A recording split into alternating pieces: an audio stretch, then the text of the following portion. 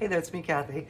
The other day I was in the supermarket getting some other stuff, and I saw these boneless short ribs they had on sale that were way cheap. A whole package of them was like $6. So I bought them, and then I cooked them up in my Instant Pot, a little bit of liquid, high pressure for about, 30 to 45 minutes to make them tender and juicy and stuff.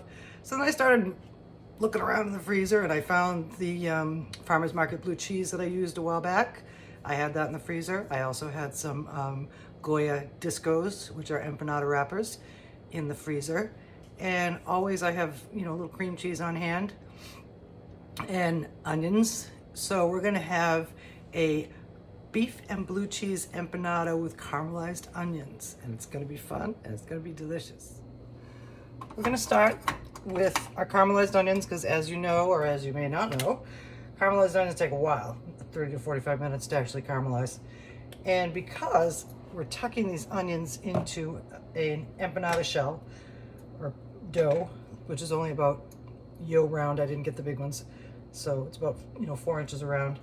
I cut these into chunks instead of into slices as you would ordinarily do with caramelized onions. So we're gonna pop those in there and season them up with a little salt and pepper.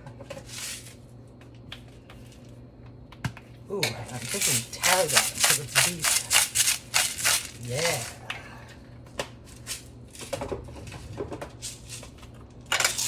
So we're gonna do that.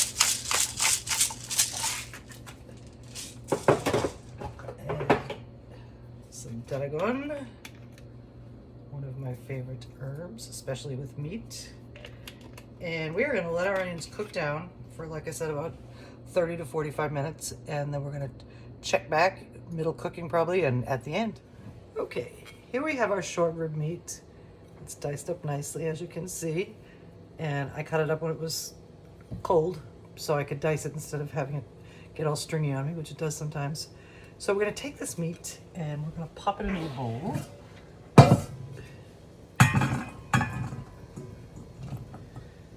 Save that little bit for Kelly. I think it's raining out. And this is our blue cheese. We may not need this much, but I'm working on something else with blue cheese very soon. So I think that will be enough. That's probably about 2 ounces. Now we're going to take a little bit of, just to act as a binder, we're going to take a tiny little bit of cream cheese. This is about 3 ounces. And we're going to soften that in the microwave and then add it to our meat and blue cheese mixture. This is 20 seconds later, and as you can see, it's quite soft. And we are going to drop that right down on this guy.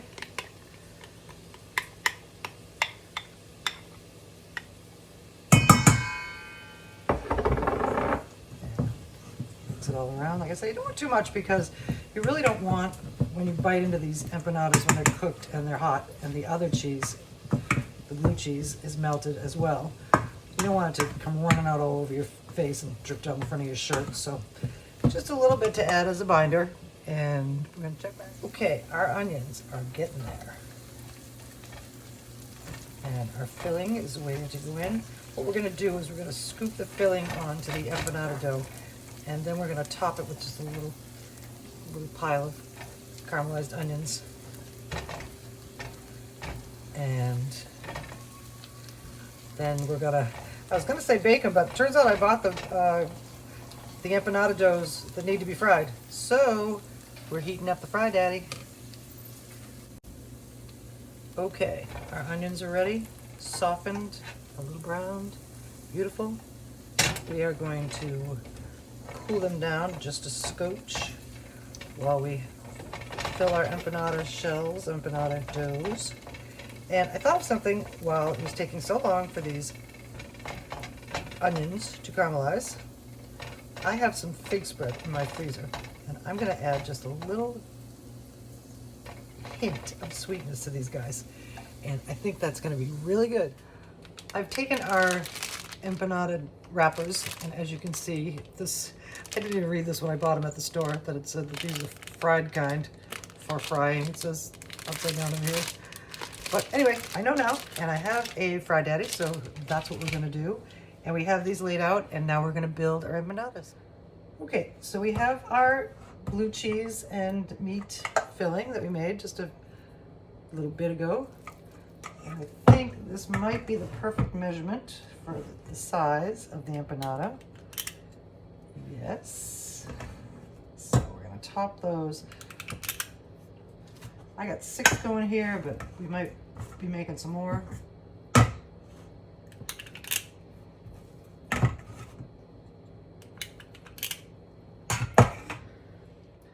Okay, all topped, and we did have enough filling for 1 extra. Maybe when they're folded, I can fit this onto the pan. So now we're gonna flatten them out a little bit, run them down the center, like so.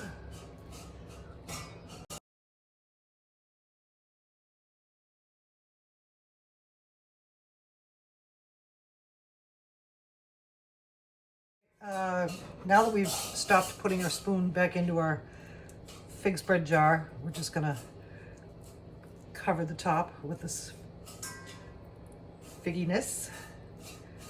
I seem to be a lot into figs lately, don't I? Okay, that is our extra one over here. Now comes our onions, and then we're gonna make them. And here's our onions, caramelized nicely. And we're gonna take just a little bit and spread them over top.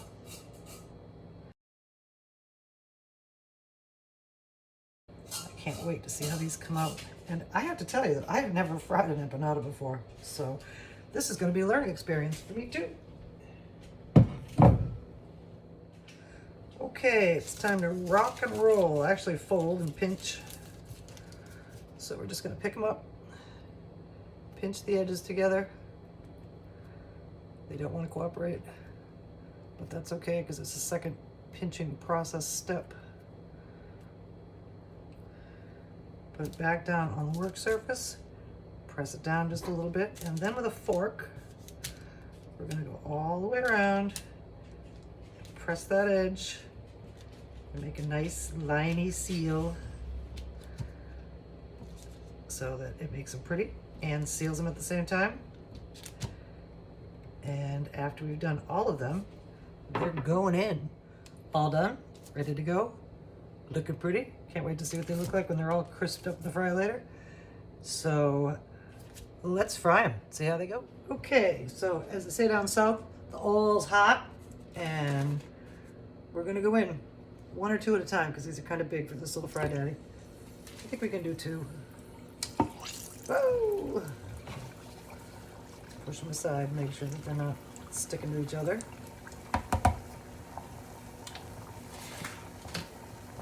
And bubble, bubble, toil and trouble. Can I move you closer? I can. There. Now, the ingredients in these are, everything's cooked, so you don't have to worry about it. So we're just gonna keep checking for brownness and waiting to see if they float to the top. So what I'm doing to try and prevent another blowout is behind the forked edges, I'm pressing the dough again with my fingers. And you can probably see the indentations here. I pressed behind the lines.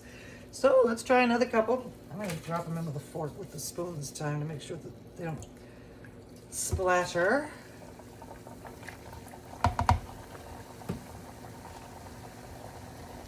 And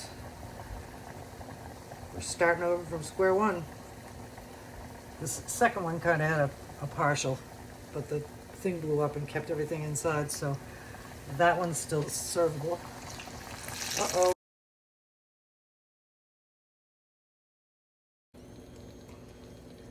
Okay, so I lost another one, but this one came out good. We got a little bit of onion stuck to the top. Came out of the other one. And brown and crispy and gonna be delicious. Now, because I lost another one, I've repressed, not repressed, but you know, repressed, pressed again on top of the fork marks to see if I can get them to stay closed. And let me just say that I may never fry another empanada again. You should hear me using all my curse words behind the scene because this is not a fun experience. So this time I took the edges and I crimped them. Hopefully I'll keep them closed. Now we had 7 and we have lost 3. So that's the last one. Going in. See what happens. Okay, so that one worked. If I had, here, I do have a paper towel. I can lift this up, give you a show. Looks pretty good, but like I say, we lost 3 out of 7. So we're gonna plate these. I'm trying to decide on what kind of a sauce to have, so it may take a bit. I just thought that maybe I should have used a mixture of an egg wash or a mixture of flour and water to brush those edges before we tried to seal them. But we'll explore that another time. I've plated our empanadas, and I tasted one, and it wasn't as sharp and blue cheesy as I was expecting. I think maybe the cream cheese and the meat and maybe the sweetness kind of took away some of the sharpness of the blue cheese. So I decided to dip them in blue cheese. So here's one. Let me show you inside. Yummy, meaty. And we're gonna give a little dip. Take a little bite off camera. Yeah, that makes it delicious, and enjoy. I want to thank you all for joining me for my experimentation with fried empanadas. I may do them again, I may not. And thanks for joining along. But, you know, trial and error is the way you learn. So keep on trucking, or playing with your food, as I should have said.